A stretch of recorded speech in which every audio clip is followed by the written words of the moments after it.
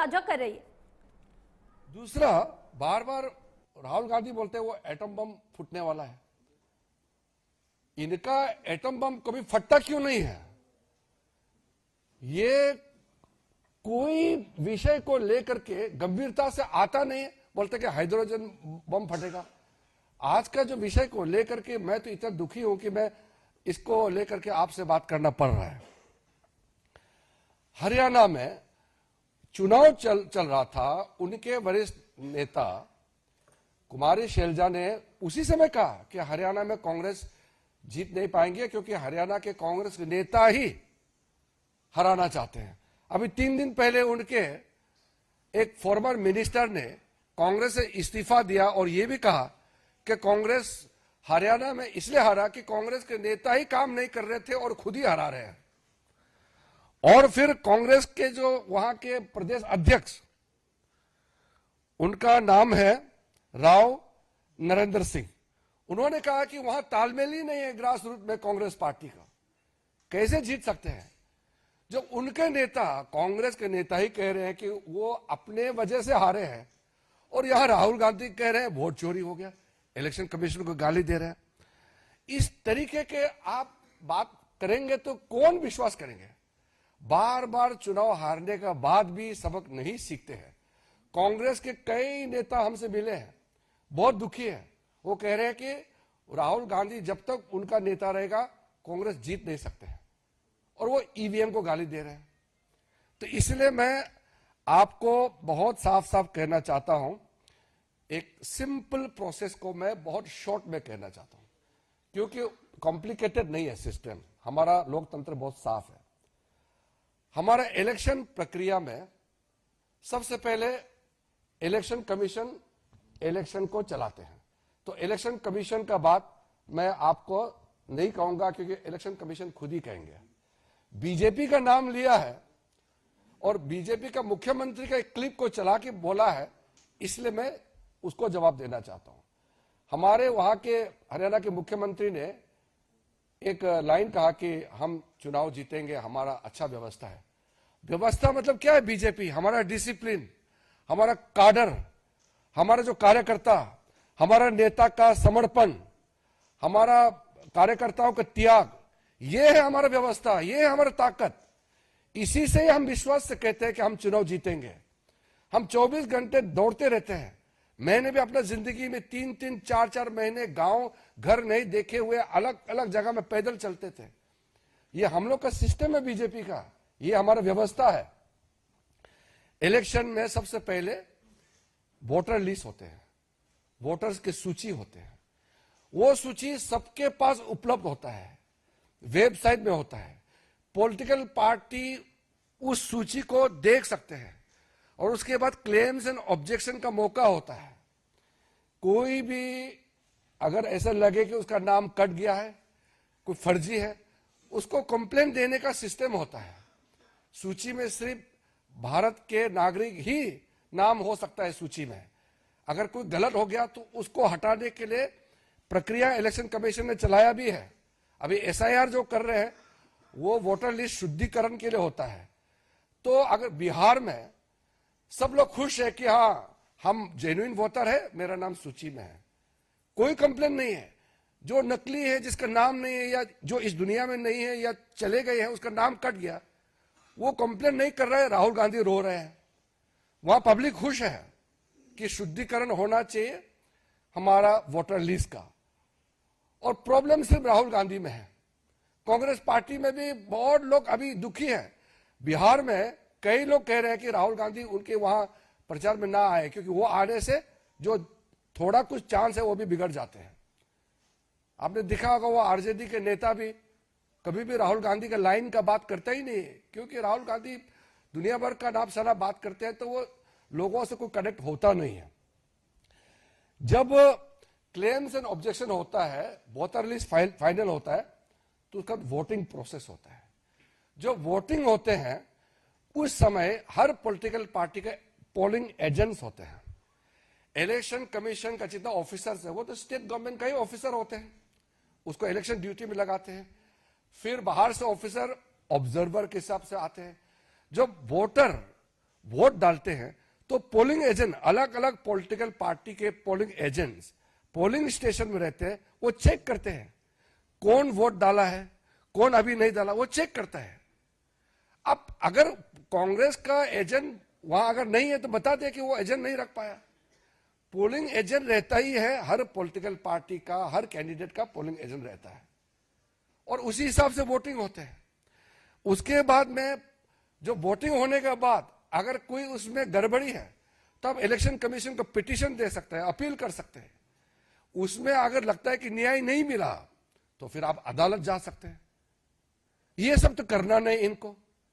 फिर जब पोलिंग हो जाने के बाद जब काउंटिंग होते हैं, उसमें भी हर कैंडिडेट का, हर पॉलिटिकल पार्टी का काउंटिंग एजेंट्स होते हैं। वो बहुत पारदर्शिता के साथ, पूरा ट्रांसपेरेंसी के साथ सारा इलेक्शन प्रोसेस होता है। मैंने 7 चुनाव लड़ा है। हम कैंडिडेट भी रहते हैं, हमारे एजेंट्स रहते हैं। कहां गड़बड़ी होते हैं? अगर गड़बड़ी हुआ, कोई अधिकारी ने गड़बड़ किया तो अदालत जाएंगे। तो अदालत में कभी कभी हुआ है, चुनाव को रद्द भी कराया है, न्याय देता है। इनको अदालत नहीं जाना है, इलेक्शन कमीशन में अपील नहीं करना है। बस प्रेस कॉन्फ्रेंस कॉल करेंगे और किसी ने प्रेजेंटेशन बना दिया उसको दिखाएंगे और फिर भाग जाएंगे। क्या लोकतंत्र ऐसे चलेगा क्या? हम लोग जब अपोजिशन में थे, कितने साल हम लोग अपोजिशन में थे, उस जमाने में जो ये कोर्ट्स का जो व्यवस्था था उस समय कैसे था? सारे जजेस सरकार अपॉइंट करते थे। आजकल तो कॉलेजियम सिस्टम से जजेस अपॉइंट करते हैं। कांग्रेस के जमाने में कांग्रेस ही सरकार जज अपॉइंट करते थे। इलेक्शन कमीशन सरकारी अपॉइंट करते थे, सीबीआई डायरेक्टर, सारा चीज सरकारी अपॉइंट करते थे। लेकिन भारतीय जनता पार्टी ने कभी भी ये नहीं कहा कि हम लोकतंत्र में विश्वास नहीं रखते हैं, कभी नहीं कहा। हम संघर्ष करते रहे, लगातार संघर्ष करते रहे और हमने जीत प्राप्त किया, लोगों का विश्वास प्राप्त किया है। हमने कभी भी अदालत को गाली नहीं दिया, हमारा पार्टी ने कभी भी इलेक्शन कमीशन को गाली नहीं दिया। हमने लोकतंत्र की व्यवस्था को हमने सवाल नहीं उठाया। अगर कहीं गलती हुई है तो उसके लिए अदालत जाना है तो भी हम लोग जाते थे, पिटीशन देने थे, इलेक्शन कमीशन को देते थे। लेकिन हमने अपने देश का लोकतंत्र को हमने कभी गाली नहीं दिया। ये आदमी विदेश में जाकर के हमारा देश का तंत्र को गाली देते हैं, हमारे देश को गाली देते हैं, अदालत को, हमारे लोकतांत्रिक व्यवस्था को, इंस्टीट्यूशन को गाली देते हैं। और जब लोगों का बीच में नहीं जाते हैं, बाहर घूमते रहते हैं, तो चुनाव तो हारेगा ही। फिर भी कभी कभी कुछ स्टेट में कांग्रेस पार्टी भी जीते हैं, तो फिर क्यों सवाल नहीं उठाए उस समय? तेलंगाना में कैसे सरकार में आए कांग्रेस, कर्नाटक में, हिमाचल में, पंजाब में आम आदमी कैसे जीते, तमिलनाडु में, केरल में अपोजिशन पार्टी के लोग लगातार कितने बार जीते हैं? हमने कभी सवाल किया है? तो इसलिए मेरा पत्रकार बंधुओं से मेरा ये हाथ जोड़ के मैं विनती करना चाहता हूं कि आपका समय को राहुल गांधी जी समय समय में खराब करते रहते हैं, लेकिन जो सही मत है आपके माध्यम से लोगों तक पहुंचना चाहिए। क्या वो जेन जी को उकसाने की बात करते हैं? हमारे देश के लोग समझदार हैं। देश के पूरा युवा पीढ़ी, पूरा न्यू जनरेशन मोदी जी के साथ खड़ा है, क्योंकि दुनिया इकोनॉमिक स्लो डाउन में गुजर रहे हैं। भारत 7% से ऊपर इकोनॉमिक ग्रोथ रेट होकर के फास्टेस्ट ग्रोइंग इकोनॉमी, बड़ा अर्थव्यवस्था बना हुआ है। तो इसमें हमारा युवा वर्ग मोदी जी के साथ खड़ा है। इसको वो डाइवर्ट करने के लिए जो राहुल गांधी जो खेल खेल रहे हैं, हमारा देश को बदनाम करने के लिए जो उन्होंने जो हमारा देश विरोधी ताकतों के साथ मिलकर के जो षड्यंत्र रचा रहे हैं, वो कभी सफल नहीं होगा हमारा देश में। मैं बस इतना ही आपको कहना चाहता हूं। शर्मा जी,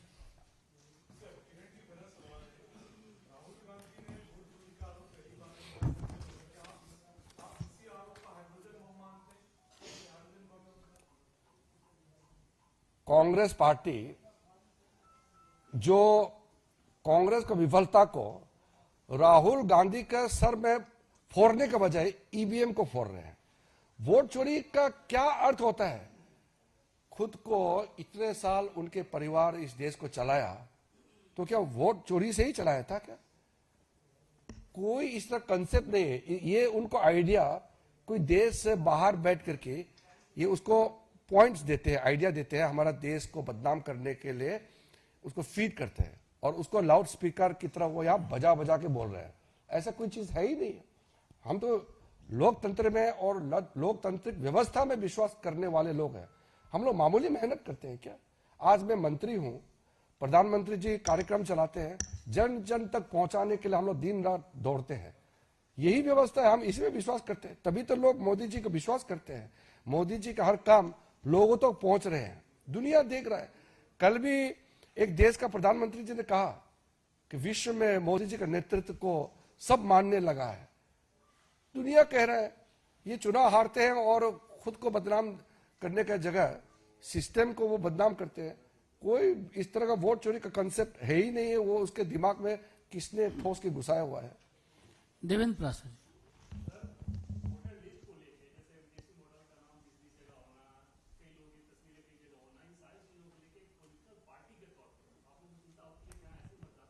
मैंने आपको क्लियरली कह दिया कि वोटिंग से पहले सब पार्टी के पास वोटर लिस्ट होते हैं। देखते नहीं है क्या वो लोग? इतना तो मेहनत करो ना, वोटर लिस्ट चेक करो।